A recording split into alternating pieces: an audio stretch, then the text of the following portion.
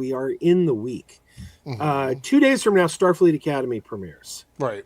And my excitement level is like amped up to 11. The more I Mm-hmm. see, the more I read.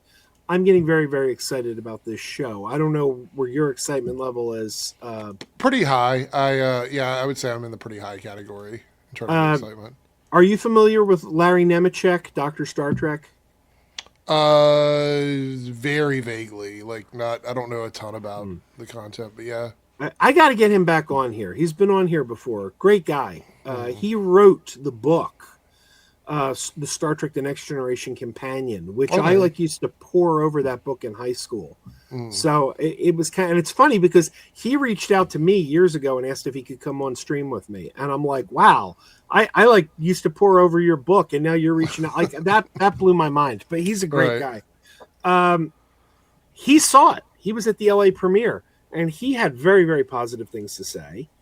The early critic score came out on Rotten Tomatoes. The critics who saw the early screeners and were at the New York and LA premieres, it's sitting at 86%.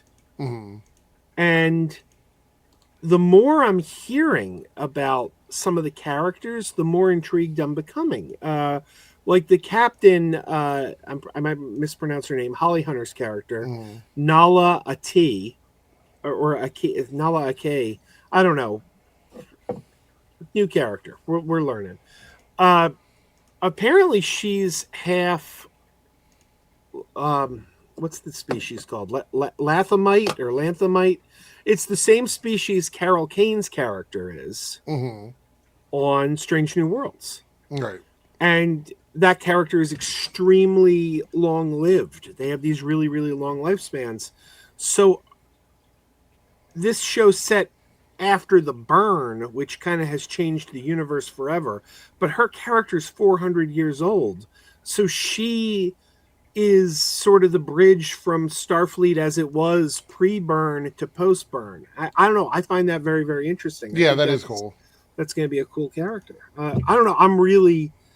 Um, I'm really getting excited, and I'm getting optimistic that all this online negativity is just the typical vocal minority that we always hear, Mm-hmm. because this show has been being raked over the coals for seemingly no reason.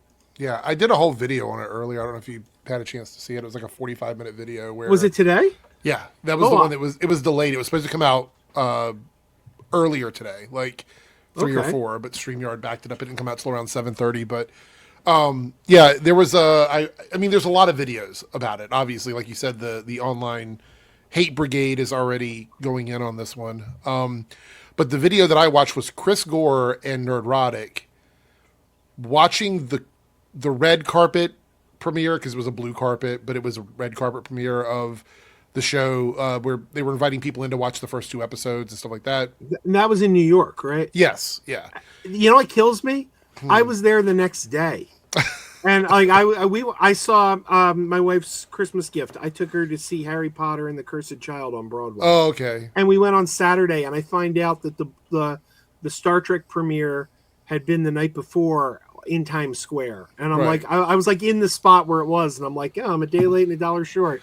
Yeah. So they had everybody there, like producers, writers, actors, people, all involved with the show there, doing the normal stop and talk and all that things to the, people doing interviews and things like that.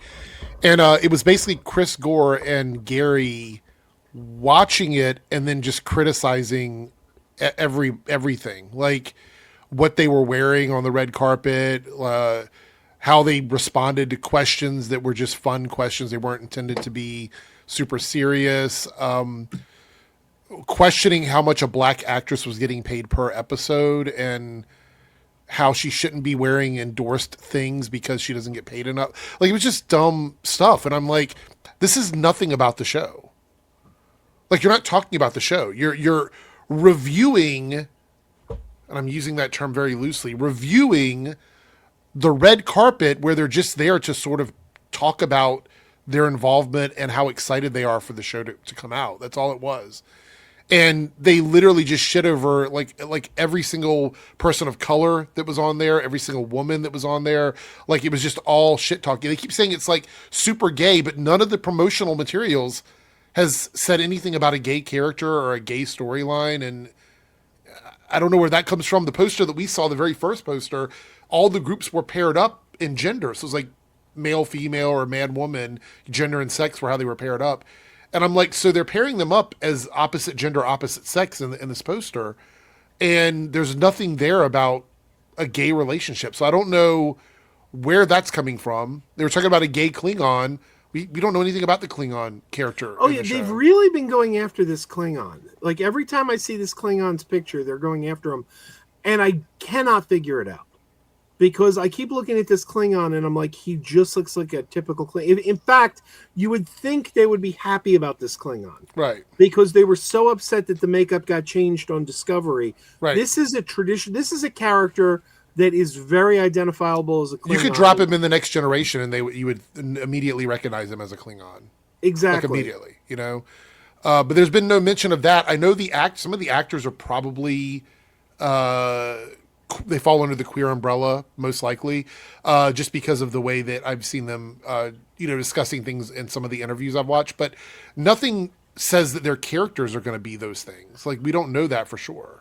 You know, I remember there was an article that ran in the Philadelphia Inquirer in the 80s when Next Generation was on the air.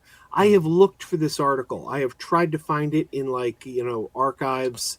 What article is it? From what? The article, it was in the Philadelphia Inquirer in the 1980s. And the title of the article was Star Trek: The Next Orientation. And this was an article during the run of Next Generation, probably around season 2, where it was just a long article about how Gene Roddenberry was planning to introduce gay characters onto the Next Generation. He said, "Oh, it's not going to be." There quotes from Roddenberry were in this article. It's not going to be anything major. You'll just see like maybe 2 same-sex couples holding hands in the background of a shot. But I just want to show that exists in our future. This was the 80s. Well, apparently, shortly after that, Gene Roddenberry stepped down as showrunner. He wasn't in the best of health. Rick Berman took over.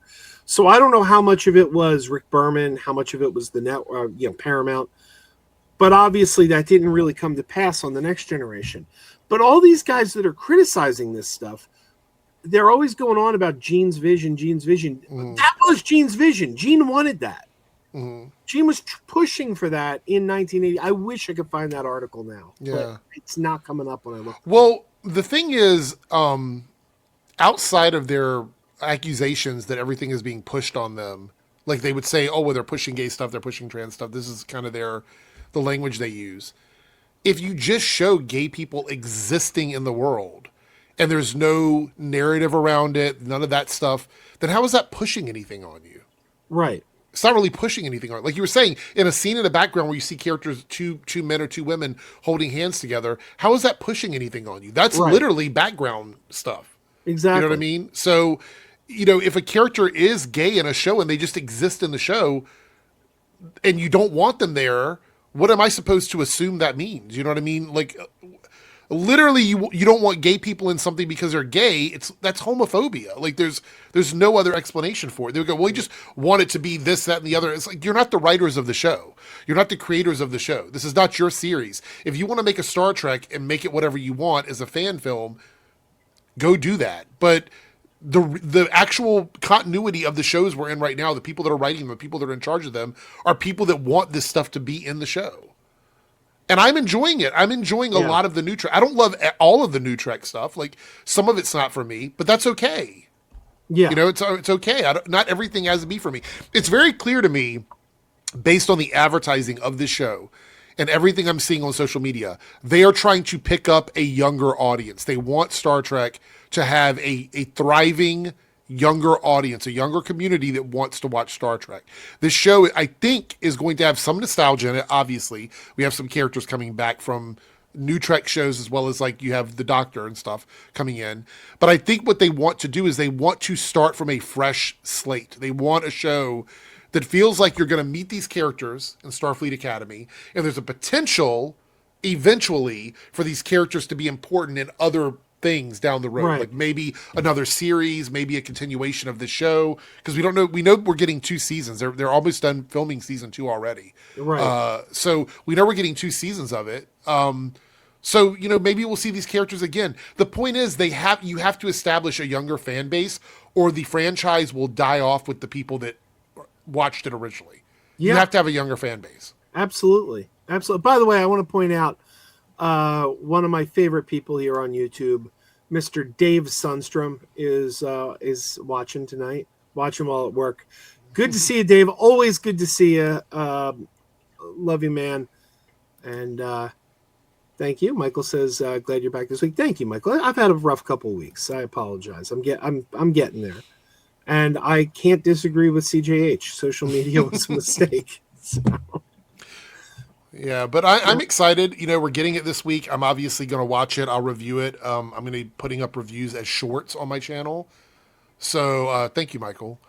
I want to put up my reviews as shorts. I want to utilize the short system to do reviews now, because I think the long form stuff, I need to focus on different types of content. But I'm excited to talk about it. It's going to be the first Star Trek series that I'll be reviewing weekly. So that's a lot of fun. So yeah, I'm looking forward to it. Me too. One thing I brought up I also put up a video today on, in fact, I sent you the thumbnail. I put up a video Yes. a few hours ago on Starfleet Academy. And one of the things I was talking about regarding the criticisms, and I borrowed a term you use often. Mm-hmm. You often use the term media illiteracy. Yes. And I borrowed that from you.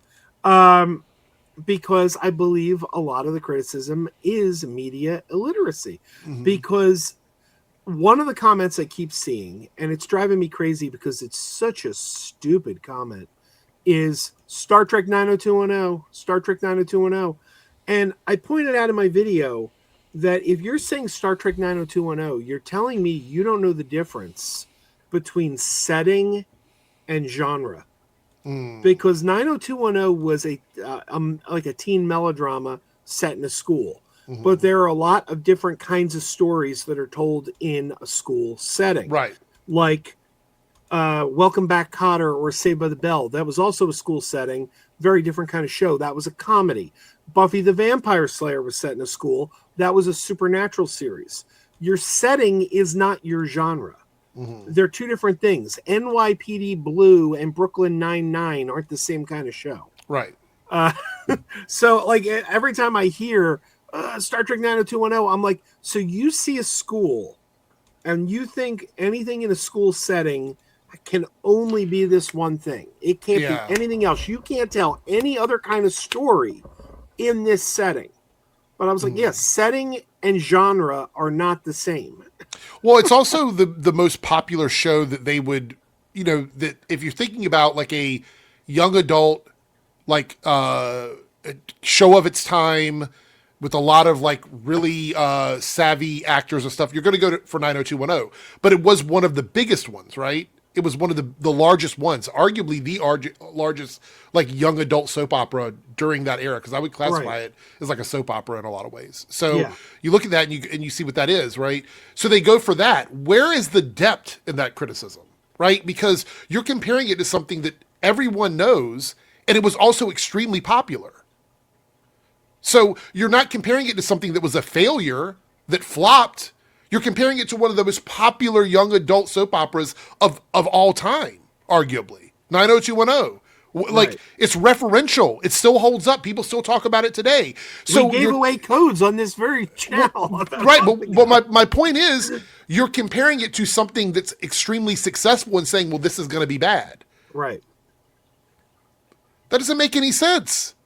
Why not compare it to a young adult soap opera that failed, something that was bad because of that? But they're not even doing that. So not only are they media literate in terms of genre and setting, the way you were talking about, but they don't even understand. They're comparing it to something that was extremely successful.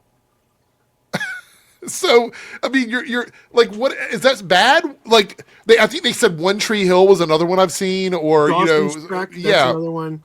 But all of these things were successful. They were all popular. So I don't really understand what the criticism is. Are you saying that it's going to be good because these other things were good? I don't. And I saw Robert Meyer Burnett saying, wow, he was criticizing this show. He's not happy about it, of course. And he was saying, well, why can't it be like The Paper Chase? And I'm like, well, how do you know it's not? Yeah. You haven't seen this. You can't tell me what this is or what this isn't because you haven't seen it. That's another thing is in my video where I was talking about them criticizing the premiere was they were saying things about it like they know what it's going to be. And I'm like, I don't even know what it's going to be. I'm hoping it's going to be good, but I don't know. I don't know what it's going to be. Well,